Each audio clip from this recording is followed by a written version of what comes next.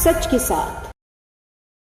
नमस्कार, city Varanasi live में आप सभी का स्वागत है। मैं हूं ममता चौरसिया। आइए नजर डालते हैं आज की हेडलाइंस पर। पीएम मोदी ने अपने संसदीय क्षेत्र काशी को दिया 1800 करोड़ की सौगात और सिगरा स्टेडियम में आयोजित जनसभा में कई परियोजनाओं का किया शुभारंभ। काशी में 3 दिवसीय अखिल भारतीय शिक्षा समागम का पीएम मोदी द्वारा हुआ शुभारंभ। गंगा को प्रदूषण मुक्त बनाने के लिए सीएनजी में रूपांतरित हुई 500 नाव। राष्ट्र को समर्पित किया गया पहला फ्लोटिंग सीएनजी स्टेशन। और डर्बीशायर क्लब ने अभिनय सम्राट दिलीप कुमार की मनाई पहली बरसी।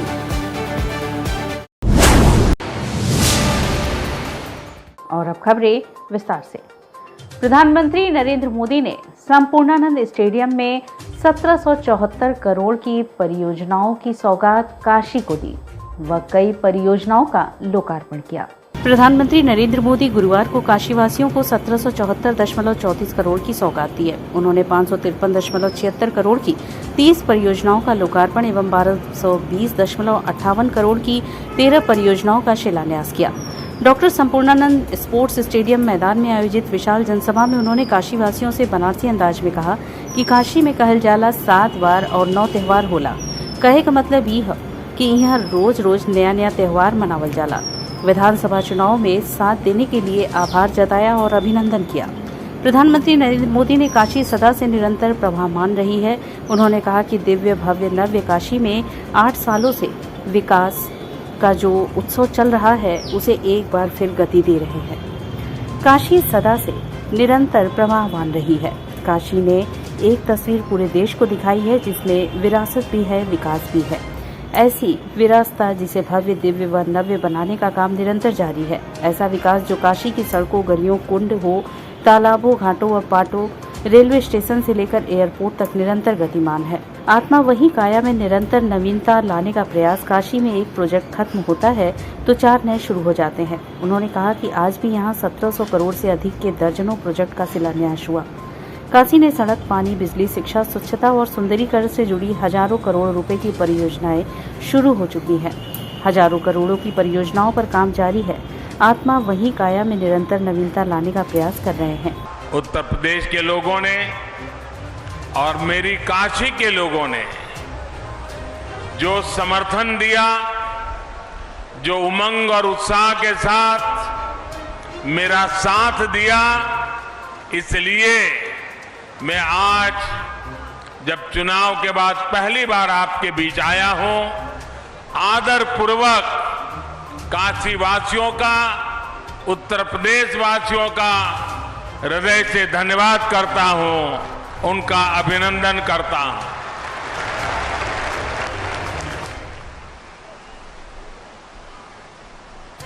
दिव्य भव्य नव्य काशी में पिछले 8 वर्षों से विकास का जो उत्सव चल रहा है, आज उसको हम एक बार फिर गति दे रहे हैं।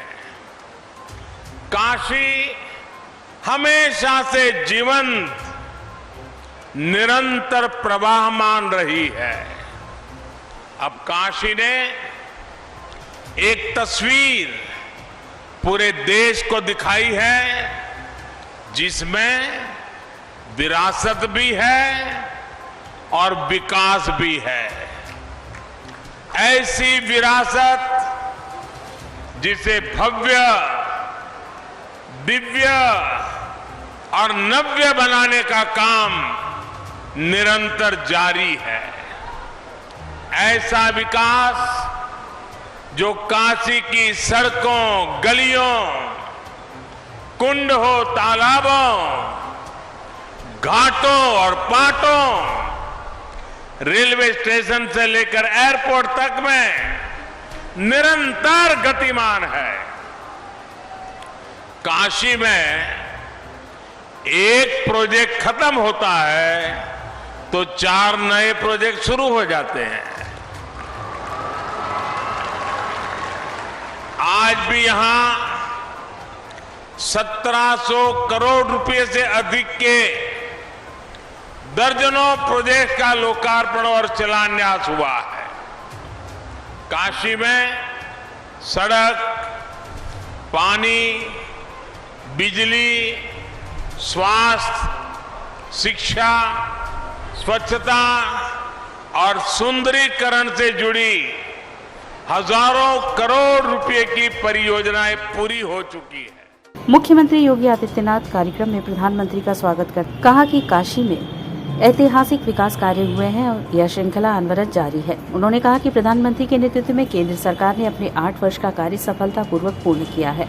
इस दौरान सरकार की जन कल्याणकारी एवं जनहित कार्यक्रमों एवं योजनाओं का लाभ नौजवानों, महिलाओं सहित समाज के अंतिम पंक्ति में बैठे लोगों तक बगैर किसी जाति धर्म से ऊपर उठकर लोगों को लाभान्वित किया गया है। लोगों को योजनाओं का सीधा लाभ मिला है। इसके लिए उन्होंने प्रधानमंत्री का स्वागत किया। उन्होंने कहा कि काशी के इतिहास में गत 5 वर्ष का कार्यकाल काफी महत्वपूर्ण रहा। नई काशी के रूप में दुनिया में इसकी पहचान बनी है। उन्होंने बताया कि काशी विश्वनाथ कॉरिडोर के लोकार्पण के पश्चात 13 दिसंबर के बाद कोई ऐसा दिन नहीं रहा जब प्रति दिवस 1 से 5-6 लाख लोगों ने बाबा श्री काशी विश्वनाथ के दर्शन न किए हो। भारत के सुदूर गांव में निवास करने वाला व्यक्ति हो, झोपड़ी में रहने वाला इंसान हो या नौजवान हो, महिलाएं हो या समाज के किसी भी तबके का व्यक्ति, जाति, मत, मजहब, क्षेत्र, भाषा, इन सब से ऊपर उठ करके उन्हें शासन की योजनाओं का लाभ जिस प्रभावी ढंग से विगत 8 वर्ष के अंदर प्राप्त हुआ है, 8 वर्ष के सफलतम कार्यकाल के बाद काशी के सांसद और देश के लोकप्रिय प्रधानमंत्री, विश्व के लोकप्रिय नेता आदरणीय मोदी जी का काशी में आगमन हुआ है। मैं इस अवसर पर काशी वासियों की ओर से उनका हृदय से स्वागत करता हूं, अभिनंदन करता हूं। इस अवसर पर उत्तर प्रदेश के राज्यपाल आनंदीबेन पटेल, केंद्रीय मंत्री डॉक्टर महेंद्र नाथ पांडे, उत्तर प्रदेश के कैबिनेट मंत्री अनिल राजभर, मंत्री रविंद्र जायसवाल, मंत्री दयाशंकर मिश्र दयालु, मंत्री गिरीश यादव, सांसद बीपी सरोज, पूर्व मंत्री एवं विधायक डॉक्टर नीलकंठ तिवारी, विधायक सौरभ श्रीवास्तव, विधायक डॉक्टर अवधेश सिंह सहित अन्य लोग प्रमुख रूप से उपस्थित रहे। 3 दिवसीय अखिल भारतीय शिक्षा समागम का शुभारंभ प्रधानमंत्री मोदी ने रुद्राक्ष कन्वेंशन सेंटर में किया। प्रधानमंत्री नरेंद्र मोदी के करकमलों द्वारा 3 दिवसीय अखिल भारतीय शिक्षा समागम का शुभारंभ हुआ। शुभारंभ के मौके पर प्रधानमंत्री नरेंद्र मोदी ने राष्ट्रीय शिक्षा नीति को लागू करने से संबंधित नियम और फायदे के बारे में विस्तार से अपना पक्ष रखा। पीएम नरेंद्र मोदी ने कहा कि हमारे उपनिषदों में कहा गया है कि विद्या ही अमृत व अमृत तक ले जाती है। काशी को भी मोक्ष की नगरी इसलिए कहते हैं कि हमारे यहाँ मुक्ति का एकमात्र मार्ग विद्या को ही माना गया है। शिक्षा व शोध का, विद्या व बोध का इतना बड़ा मंथन सर्व विद्या के केंद्र काशी में होगा तो इससे निकलने वाले अमृत अवश्य देश को नई दिशा देंगे। शिक्षा समागम का आयोजन काशी में किया गया है। यहाँ का मैं सांसद भी होने के नाते होस्ट भी हूँ। मेरा मानना है कि आपको कोई दिक्कत न होगी। यदि कोई कमी रह गई है तो दोष मेरा होगा। एक होस्ट के नाते कोई भी आपको असुविधा हो जाए तो उसके लिए पहले मैं आपसे क्षमा मांग ले रहा हूँ। राष्ट्रीय शिक्षा नीति का मुख्य आधार शिक्षा को संकुचित दायरे से बाहर निकालना। यहाँ जो 3 दिन में चर्चा हो, प्रभावी हो। राष्ट्रीय शिक्षा नीति का मुख्य आधार शिक्षा को संकुचित दायरे से बाहर निकालना है, नई सदी के अनुसार अपडेट करना है। हमारे यहाँ मेधा की कमी कभी नहीं रही, लेकिन ऐसी व्यवस्था बनाई गई थी जिसका मतलब केवल नौकरी थी। अंग्रेजों ने गुलामी के दौर में उसका निर्माण अपने लिए सेवक बनाने के लिए किया था। आजादी के बाद बदलाव हुआ, लेकिन उतना कारगर न था। अंग्रेजों की बनाई व्यवस्था कभी भारत से मेल नहीं खा सकती। हमारे यहाँ कला की अलग अलग धारणा थी। बनारस ज्ञान का केंद्र इसलिए था कि यहाँ ज्ञान विविधता से ओतप्रोत था। इसे शिक्षा व्यवस्था का आधार होना चाहिए। हम डिग्रीधारी ही न तैयार करें, न कि जितने मानव संसाधन की जरूरत हो उपलब्ध कराएं। यहाँ संकल्प शिक्षकों व शिक्षण संस्थानों को करना है। हमारे शिक्षक जितनी तेजी से इस भावना को आत्मसात करेंगे उतना ही युवा पीढ़ी को लाभ होगा। नए भारत के निर्माण के लिए आधुनिक व्यवस्था का समावेश उतना ही जरूरी है। अमृत काल में देश के अमृत संकल्पों को पूरा करने की बड़ी जिम्मेदारी हमारी शिक्षा व्यवस्था पर है। हमारी युवा पीढ़ी पर है। हमारे यहाँ उपनिषदों में भी कहा गया है, विद्या अमृतम अश्नुते, अर्थात विद्या ही अमरत्व और अमृत तक ले जाती है। काशी को भी मोक्ष की नगरी इसलिए कहते हैं क्योंकि हमारे यहाँ मुक्ति का एकमात्र मार्ग ज्ञान को, विद्या को ही माना गया है। और इसलिए शिक्षा और शोध का, विद्या और बोध का इतना बड़ा मंथन जब सर्व विद्या के प्रमुख केंद्र काशी में होगा तो इससे निकलने वाला अमृत अवश्य देश को नई दिशा देगा। प्रधानमंत्री नरेंद्र मोदी ने अक्षय पात्र रसोई का लोकार्पण किया। इसमें 1 लाख लोगों का भोजन मात्र 4 घंटे में बनकर तैयार होगा। प्रधानमंत्री नरेंद्र मोदी ने गुरुवार को वाराणसी दौरे पर सबसे पहले अक्षय पात्र रसोई का लोकार्पण किया। इस अवसर पर उनके साथ राज्यपाल आनंदीबेन पटेल, मुख्यमंत्री योगी आदित्यनाथ तथा बेसिक शिक्षा मंत्री संदीप सिंह थे। अक्षय पात्र फाउंडेशन की ओर से अदरी बाजार के एलटी कॉलेज परिसर में स्थापित देश की 62वीं व प्रदेश की इस चौथी केंद्रीयकृत मध्याह्न भोजन रसोई में 1 घंटे में 40,000 रोटियां बनेंगी तो 45 मिनट में 130 किलोग्राम चावल पक जाएगा। वहीं 1200 किलोग्राम दाल सब्जी पकने में सिर्फ 1.5 घंटे लगेंगे, जो 6,000 बच्चों के लिए पर्याप्त होंगे। आटा गूंथने से लेकर रोटी बनाने, चावल दाल सब्जी धोने, मसाला पीसने और पकाने तक का काम अत्याधुनिक मशीनों से होगा। इस तरह इस रसोई का प्लांट कहा जा सकता है। इसकी क्षमता 4 घंटे में 1 लाख बच्चों का भोजन तैयार करने का है। पहले चरण में सेवापुरी ब्लॉक के 48 परिषदीय विद्यालयों के 27,000 बच्चों को मध्याह्न भोजन उपलब्ध कराया जाएगा। रसोई के लिए प्रदेश सरकार ने एलटी कॉलेज परिसर में 3 एकड़ जमीन दी है। साथ ही 23 करोड़ के प्रोजेक्ट में 13 करोड़ रुपए का भी सहयोग किया गया है। शेष धन की व्यवस्था फाउंडेशन की ओर से की जाएगी।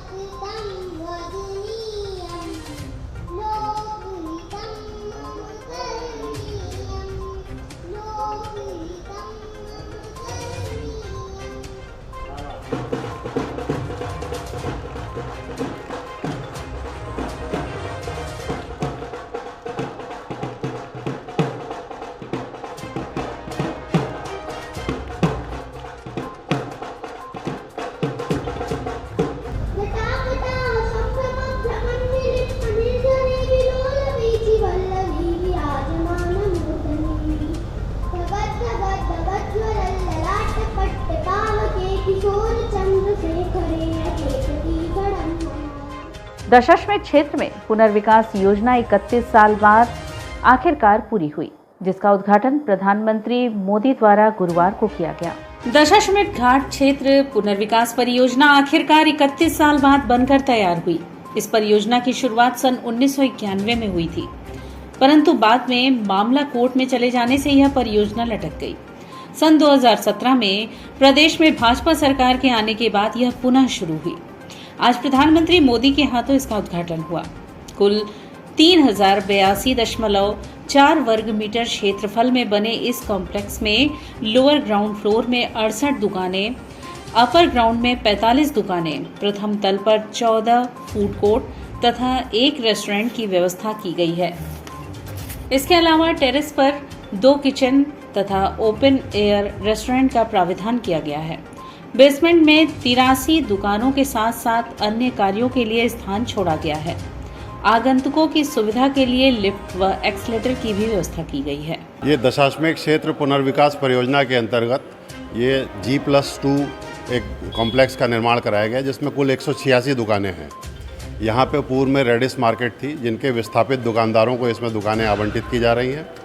और इसमें सुविधाओं के लिए हमने 3 एस्केलेटर, 1 लिफ्ट और फायर फाइटिंग का सारा इंतजाम किया है। और इसके अलावा दुकानों के अलावा जन सुविधा के लिए टॉयलेट ब्लॉक्स उसका पूरा इंतजाम है दोनों फ्लोर पे।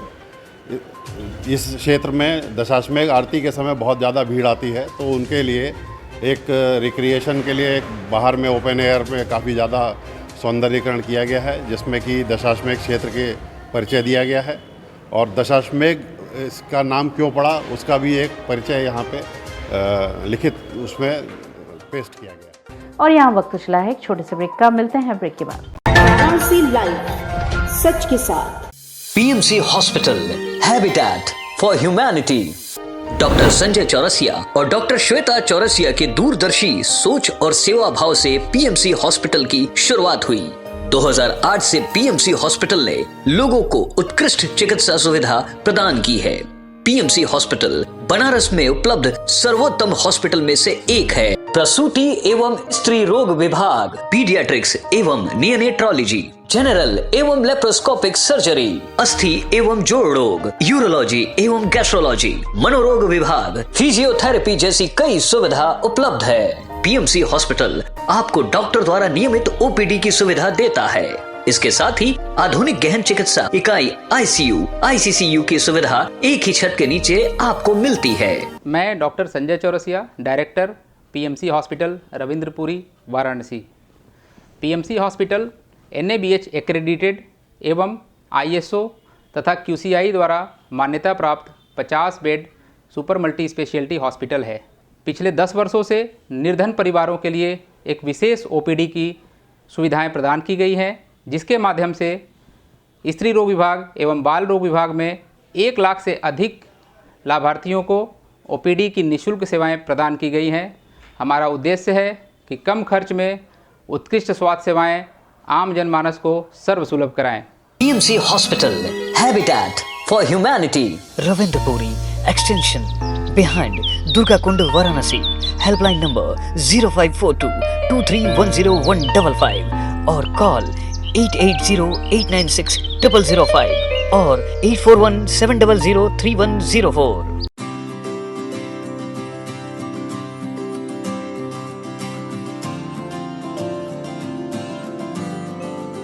We know how to shine, we know how to rise.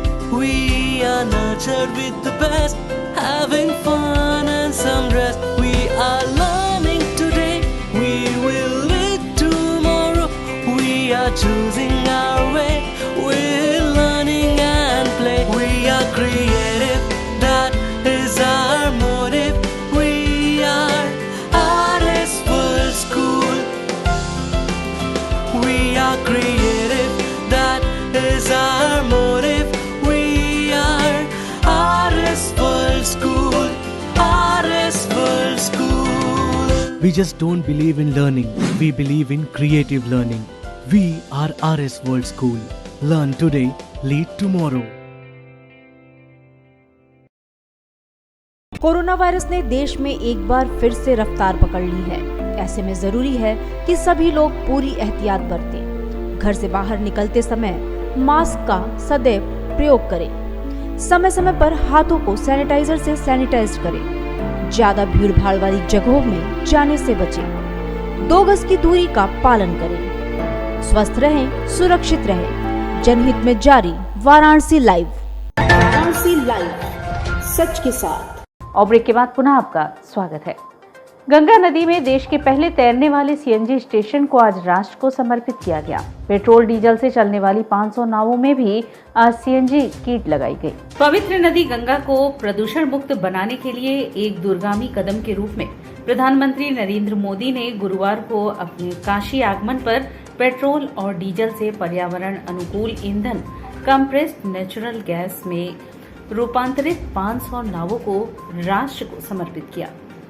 इन नावों को यहां नमो घाट पर गेल लिमिटेड द्वारा निर्मित भारत का पहला फ्लोटिंग CNG स्टेशन से CNG की आपूर्ति की जा रही है। गेल की निगमित सामाजिक दायित्व पहल की अंतर्गत वाराणसी नगर निगम के सहयोग से पेट्रोल डीजल से संचालित होने वाली नावों का रूपांतरण कर इन्हें CNG से संचालन हेतु भी सक्षम बनाया गया। वाराणसी नगर निगम द्वारा वाराणसी स्मार्ट सिटी को इन परियोजनाओं के समन्वयक के रूप में नियुक्त किया गया है, जबकि मैकान लिमिटेड सीएनजी से संचालन हेतु नावों का रूपांतरण के लिए इंजीनियरिंग और परामर्शदायी सेवाएं प्रदान कर रहा है। पवित्र शहर वाराणसी की यात्रा के दौरान पर्यटकों द्वारा गंगा नदी के विभिन्न घाटों पर मौजूद नावों का उपयोग किया जा रहा है। हालांकि पारंपरिक ईंधन का रिसाव और उत्सर्जन एक मुख्य समस्या का विषय है, जो गंगा नदी के पानी की गुणवत्ता और समुद्री जीवन को प्रभावित करता है। सीएनजी रूपांतरण से न केवल प्रदूषण कम होगा, बल्कि ईंधन पर होने वाली बचत से नाविकों की आर्थिक स्थिति बेहतर होगी। अब तक 500 नावों को सीएनजी में रूपांतरित किया जा चुका है तथा अन्य नावों को भी स्वच्छ ईंधन द्वारा संचालित किए जाने हेतु रूपांतरण का कार्य तीव्र गति से चल रहा है।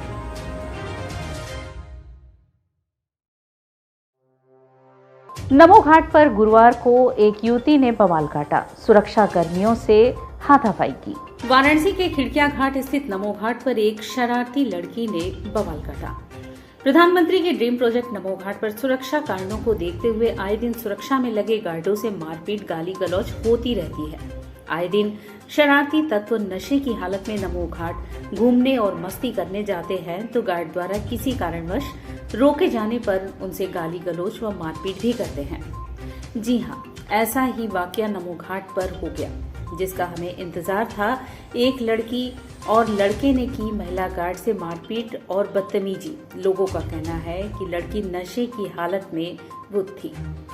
नमो घाट पर प्रशासन को ध्यान देने की जरूरत है। इस घाट को इतना सुंदर व साफ सुथरा अच्छा बनाया गया है, साथ ही साथ सेल्फी पॉइंट में भी यह घाट तब्दील होता नजर आ रहा है। इसके बावजूद कुछ शरारती तत्व इस जगह को खराब करने की मंशा दिखा रहे हैं। ड्रिंक पी थी महिला ने और जेंट्स ने, तो लोग बदतमीजी कर रहा था, तो मेरे सामने जो पड़ा तो हमने बोले क्या हुआ बताइए, फिर बताया नहीं तो हमको मारने उठा, तो उसको हम भी मारे थे। ऐसे बातें हैं। हाँ, हमको उसको बचाने में हमको चोट लगा है आँख के पास, आँख पास लगा है चोट। हाँ, आँख के पास लगा है बचाने में। बस यही बात है। नहीं, जानकारी तो नहीं है कि कहाँ से आई थी, कौन थी, जानकारी नहीं थी। हाँ, गार्ड पे आए दिन बदतमीजी होता है, लोकल लोगों से होता है। मने करने पर यहाँ नशा न करिए और हट जाइए, फिर भी उन लोगों ने नशे में गार्ड पर हाथ छोड़ा और मारा पीटा, और उसमें हाथापाई भी हुई और छुड़ाया गया। गार्ड का नाम तो नहीं जानते, लेकिन नाम तो लिखा नहीं रहता है किसी के दिमाग पर, लेकिन लड़के और लड़कियाँ जानकारी है रहने वाले जानकारी नहीं, क्योंकि उनका पता नहीं था। और फिर बाद में छुड़ाया गया, लोग अपने अपने स्थान पर चले गए। सामाजिक संस्था प्रबुद्धजन काशी की ओर से काशी विद्यापीठ के समिति कक्ष में राष्ट्र उत्थान में प्रबुद्धजन की भूमिका विषयक संगोष्ठी का आयोजन किया गया। सामाजिक संस्था प्रबुद्धजन काशी की ओर से बुधवार को महात्मा गांधी काशी विद्यापीठ की समिति कक्ष में राष्ट्र उत्थान में प्रबुद्धजन की भूमिका विषयक संगोष्ठी हुई। संगोष्ठी को संबोधित करते हुए प्रदेश के उच्च शिक्षा मंत्री योगेंद्र उपाध्याय ने कहा कि प्रबुद्धजन समाज में मशाल है। राष्ट्र को दिशा देना समाज के प्रबुद्धजनों का दायित्व है। उच्च शिक्षा मंत्री ने यमुना की व्यथा बताते हुए कहा कि यमुना गंगा संगम प्रोजेक्ट का विचार गुरु की प्रेरणा से संभव हुआ है। उन्होंने कहा कि संस्कार प्रदाता प्रबुद्ध है, माता पिता गुरु नैसर्गिक प्रबुद्धता के केंद्र हैं, इनके द्वारा दिया गया संस्कार अमिट है। उच्च शिक्षा मंत्री ने कहा कि राष्ट्रीयता का सम्मान ही धर्मनिरपेक्षता है। उन्होंने कहा कि संकट में प्रबुद्धजन मिशन को प्रोफेशनल न बनाए। संकट के समय प्रबुद्धजन राष्ट्र के साथ कदम से कदम मिलाकर चलेगा, तभी राष्ट्र का उत्थान होगा। प्रदेश की शिक्षा व्यवस्था पर बोलते हुए कहा कि नकल समाज के लिए अभिशाप है। नकल की रोकथाम में प्रबुद्धजन की भूमिका अहम है। अध्यक्षता कर रहे काशी विद्यापीठ के कुलपति प्रोफेसर ए.के. त्यागी ने कहा कि चरित्र निर्माण का बीड़ा प्रबुद्धजन को उठाना पड़ेगा, तभी आम जनमानस में राष्ट्र चेतना जागृत होगी, जो राष्ट्र के लिए निष्ठावान एवं समर्पित नागरिक बनाने का कार्य कर राष्ट्र के उत्थान में योगदान कर पाएगी। समारोह का उद्घाटन दीप प्रज्वलन से हुआ। विषय प्रस्तावना एवं अतिथि स्वागत विनय शंकर राय मुन्ना ने किया। संस्था का परिचय डॉक्टर राहुल सिन्हा भारत ने रखा। कार्यक्रम का संचालन डॉक्टर संजय सिंह गौतम ने किया। धन्यवाद ज्ञापन प्रथमेश पांडे ने किया। प्रारंभ में मुख्य अतिथि एवं अध्यक्षता कर रहे कुलपति जी द्वारा समाज सेवी प्रबुद्धजन प्रोफेसर ओपी सिंह, प्रदेश बार काउंसिल सदस्य अरुण त्रिपाठी, अभियंता अजय सिंह, सीए हरिनारायण सिंह, गीतकार कन्हैया दुबे, केडी, गायक डॉक्टर अमलेश शुक्ला, वरिष्ठ पत्रकार डॉक्टर अत्रि भारद्वाज, डॉक्टर राघवेंद्र पांडे, पूर्व पुलिस उपाधीक्षक नंदलाल यादव, सरोज शाही, देव कुमार राजू, डॉक्टर रमेश सिंह, राजू सिंह को अंग वस्त्र प्रदान कर सम्मानित किया गया। इस मौके पर विनय शंकर राय, मुन्ना रूपेश पांडे, कुल सचिव डॉक्टर सुनीता पांडे, डॉक्टर विकास राय, सुधीर सिंह, एडवोकेट विनयकांत मिश्र, कृष्णमूर्ति सिंह, समीर सिंह, विशाल, सतीश सिंह, कुश प्रताप सिंह, अंकित सिंह, आकाश प्रताप सिंह, गणेश राय, राहुल सिंह, स्वतंत्र बहादुर, इंद्रेश सिंह, डॉक्टर अभिषेक पाठक आदि लोग मौजूद रहे। शिक्षा को रोजगार से जोड़ना, शिक्षा को संस्कार से जोड़ना और शिक्षा को तकनीक से जोड़ना, यानी प्राचीनता और नवीनता, आधुनिकता में समावेशित कर नई शिक्षा नीति तैयार की गई है।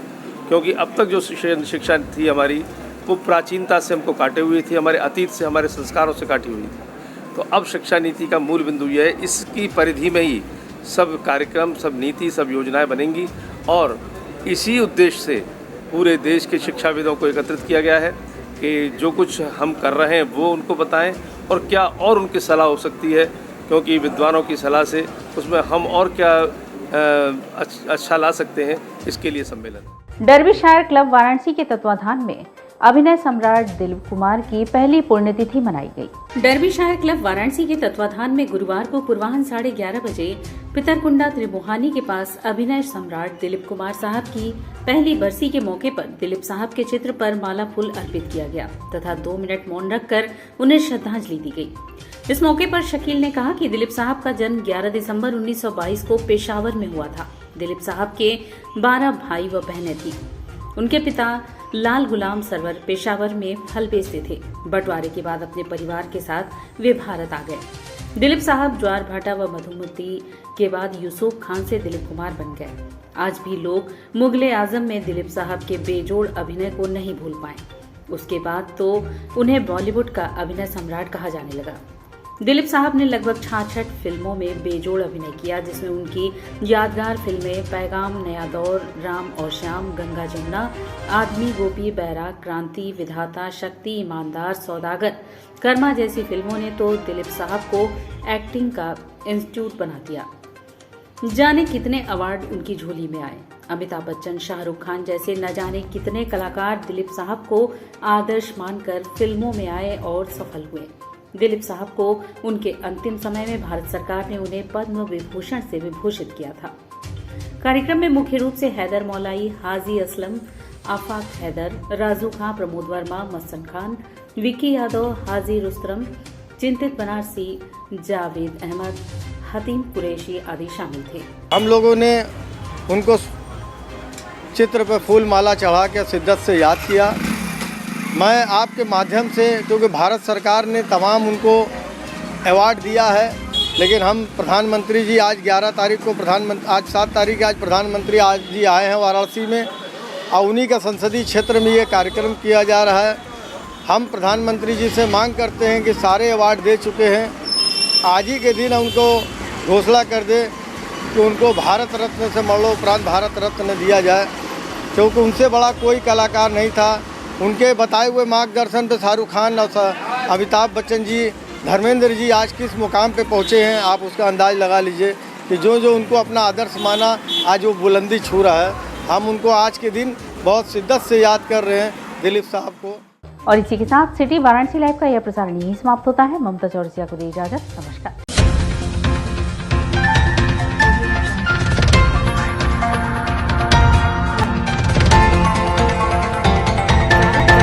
लाइव, सच के साथ।